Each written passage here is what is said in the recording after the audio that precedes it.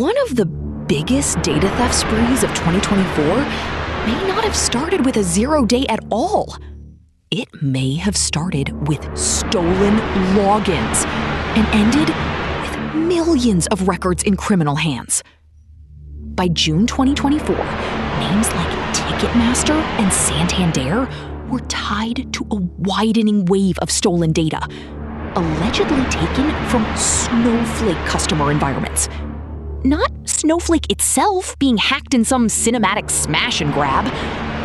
Customer accounts, real credentials, quiet access, massive extraction.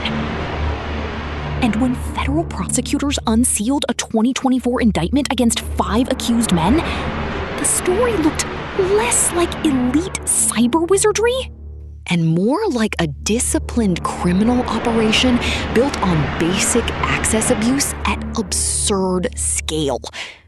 If you like true crime tech told from the court documents instead of the headlines, subscribe. I break down a new real case here every week.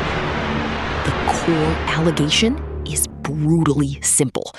Investigators say the crew got hold of credentials, used them to access Snowflake customer instances, pulled huge volumes of data, and then extorted victim companies with the threat of leaks and public embarrassment. No flashy malware needed, no dramatic ransomware screen, just the digital version of finding the right keys and walking through the front door. That matters because it changes the entire way you see this case. The public narrative around cloud breaches usually chases the same suspect. Some exotic flaw, some secret exploit, some genius code. But what if one of 2024's biggest theft waves came down to something much older and much more human? Access, reuse, neglect, scale. The victims were not obscure startups. Ticketmaster's parent company, Live Nation, disclosed unauthorized activity involving a Snowflake cloud database environment in an SEC filing in May 2024. Santander disclosed unauthorized access to a database hosted by a third-party provider that affected customers in Chile, Spain, and Uruguay. Security firms, including Mandiant, said they observed a financially motivated campaign targeting Snowflake customer accounts using stolen credentials. And what strikes me here is how modern this feels and how primitive it sounds at the same time. We live in a world of AI, cloud hyperscale, and billion-dollar security budgets. Yet one of the biggest stories of the year may have hinged on usernames and passwords. According to public reporting and government allegations, the activity was tied to an extortion-focused ecosystem that moved fast. Data would allegedly be taken in bulk. Victims would be contacted, samples would be shown, and pressure would build. Sometimes the leverage was money. Sometimes reputation.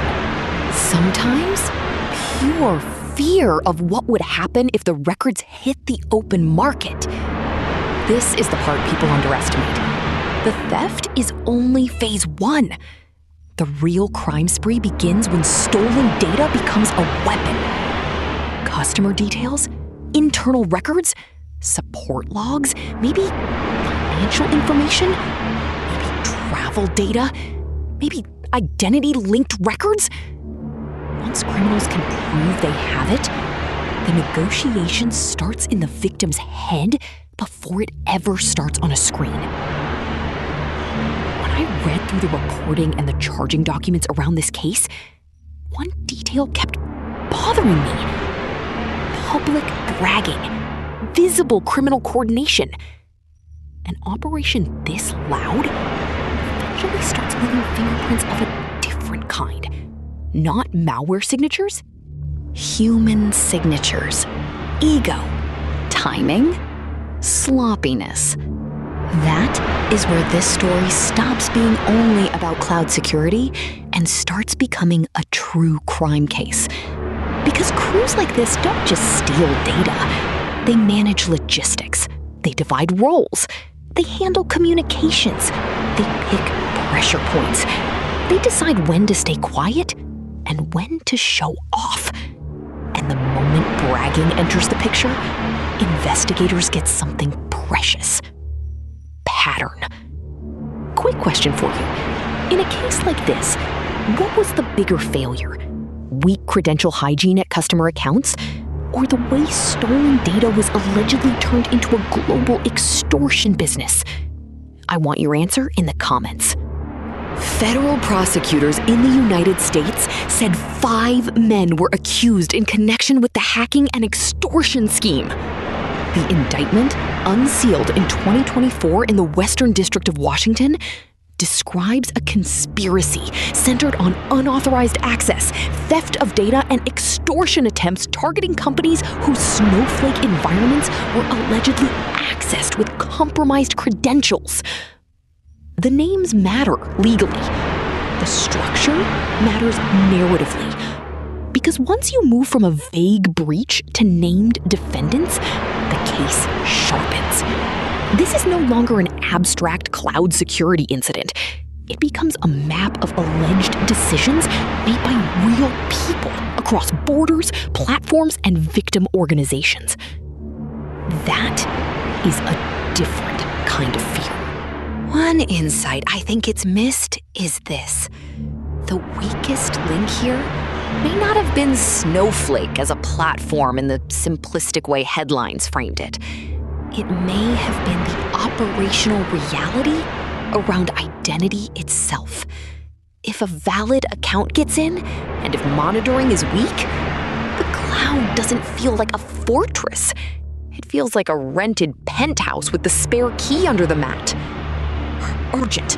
Security company Mandiant said in June 2024 that the campaign targeting Snowflake customer instances was linked to financially motivated threat actors and relied on stolen credentials, with many affected accounts lacking multi-factor authentication. That one detail changes the temperature of the whole case. Because now, the breach chain sounds less like science fiction and more like a door that should have had 2 locks, but had 1. Already unsettling. But it gets worse. The darkest twist is that this may have looked small at first because each login was quiet. No noisy encryption event, no obvious outage, no traumatic crash. Just access that seemed valid. Until the scale of the theft started surfacing company by company. That is the nightmare version of cybercrime, not the break-in that sets off alarms, the break-in that looks normal. And once investigators and reporters began connecting victims, a broader picture emerged. This was allegedly not one embarrassing incident for one firm, but a sprawling extortion campaign touching dozens of Snowflake customers. Already, I can hear the question. How many other organizations had a similar setup and simply got lucky? The human cost in cases like this is easy to flatten into statistics. Millions of records, thousands of customers, another disclosure notice. But every leaked row belongs to a real person, a concert fan, a bank customer, someone whose data becomes one more object, traded, analyzed, and reused without consent. That is why I do not buy the lazy argument that a breach without ransomware is somehow less serious. I think that is one of the most dangerous myths in cybersecurity. If anything, quiet data theft can be worse in a different way. Victims may not realize what was taken until the information starts circulating, being extorted over, or turning up in fraud attempts later. Have you noticed how the most damaging attacks often don't look dramatic in the moment? No skull on the screen, no frozen computers. Just a login, a session, a transfer. Then, silence. And there is another irony here. The more ordinary the access method, the easier it is for people to downplay it. Stolen credentials sound boring until they empty databases across borders, until prosecutors name suspects, until major brands are forced into public disclosure. Then, suddenly, the boring thing becomes the whole story. If this case hit you the way it hit me when the scale became clear, leave a like. Not for the algorithm's speech, just because more people should understand how a plain login can turn into an international crime spree. By the second half of 2024, the official picture was much clearer than the early chaos. Court records, company filings, and incident response findings all pointed in the same direction. A wide data theft and extortion campaign allegedly built less on a magical exploit than on access abuse, poor identity controls, and criminals confident enough to industrialize the process. There is a reason this case will be studied for years. It forces an uncomfortable question. What if the future's biggest breaches are not always about breaking in, but about logging in first? How many security programs are still optimized for the wrong movie? The legacy is already visible. Multi-factor authentication stopped sounding like generic advice and started sounding like an indictment exhibit. Monitoring cloud identities stopped being a back-office task and became board-level risk. And investigators got another reminder that cybercrime groups are not just technical actors. They are operational organizations with communication habits, pressure tactics, and very human weaknesses. In the end, what lingers is not just the scale. It is the simplicity. One of the biggest alleged data theft waves of 2024 may have grown out of basic access abuse, while the world kept waiting for a more glamorous explanation. And maybe that is the real lesson. The scariest cybercrimes are not always the most technically exotic. Sometimes they are the ones built from ordinary failures, repeated across extraordinary numbers of targets. If true crime tech is your thing, subscribe and join me here. I track the cases through indictments, filings, and forensic clues, not just headlines.